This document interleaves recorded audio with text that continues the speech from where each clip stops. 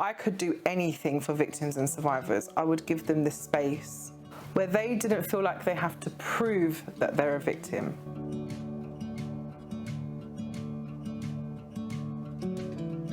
The more I talk and the more I get on Instagram and tell people I'm having a rubbish day, get on Instagram and tell them I'm having a great day, talk about the trauma bonds, talk about what it's like to live day in, day out with a PTSD from all of this trauma that I've had, I do truly believe that it will have a ripple effect. I do.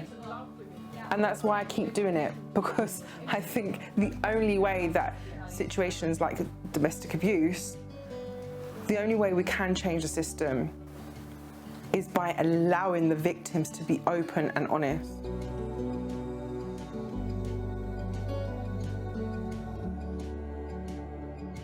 Originally, I'm from Kosovo. I came to the UK in 1995 as an asylum seeker to flee persecution that was happening in my country at the time. Being such a young child and witnessing so much trauma so early on in my life had a very negative impact on me in my adult life. I can see the cycle now where it started very early on as a child.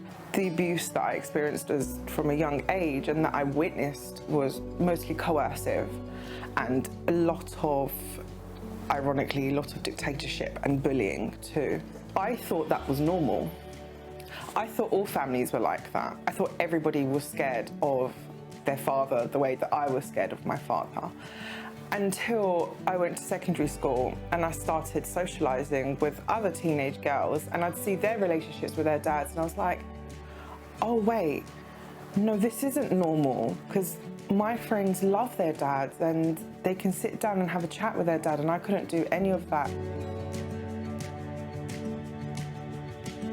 I've studied the cycle of abuse now and I feel very familiar with it, and I can go back into really early on into my relationship and see how subtle it started. So by the time the first violent incident happened, I was already deep into the trauma bond. In fact, if I look back now, there would have been no way that I would have left that first incident, because I didn't think it was wrong. I thought it was my fault. And it's taking me the best part of 9 years with a lot of education on abuse to realise that what happened to me in my first violent incident was an act of non-fatal strangulation.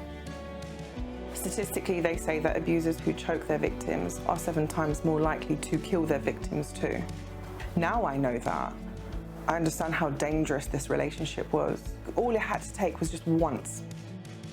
Just one violent incident, and that would have been the end of me. Show the emotion because this matters. What is my most empowering moment? And I don't think I've had one until now.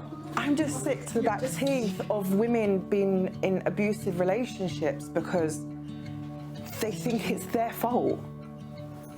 Like 2 women a week are killed by their partner or ex-partner, and 3 women a week commit suicide as a result of domestic violence. They don't necessarily use the term killed, they say domestic abuse homicide, which means that this was a death by domestic abuse, and these deaths are preventable. They do not need to happen, and they are happening because so many victims are blamed, they are shamed, they're silenced, and their abuse is minimised. I disassociate when women send me messages like, you've helped me heal, you helped me leave my abuser, and I didn't understand what that feeling was like until today. And it's really powerful. I stayed silent for most of my relationship with my abuser because I didn't know that it was abuse. I didn't know what was happening to me was wrong, illegal. It was a crime. But no one talks about domestic abuse, and it's seen as something that is shameful and it's embarrassing because all we do is blame victims. How dare you wash your dirty laundry in public? I've been told that so many times. Are you not embarrassed? No, I'm not embarrassed because I was suffering for so long and nobody knew. And I know these sayings, it's just so cringe, but when they say if you can't see the change, be the change. There was just something in me that's like, well, right, I guess I'm just gonna have to do it then, aren't I? when this goes out, I hope with all my heart that other victims and survivors, they see this campaign and they understand the importance of their story, that it doesn't have to be like everyone else's story. It's a part of them, but it's not who they are. Being a victim and a survivor is not your identity. How you live the rest of your life is the important thing.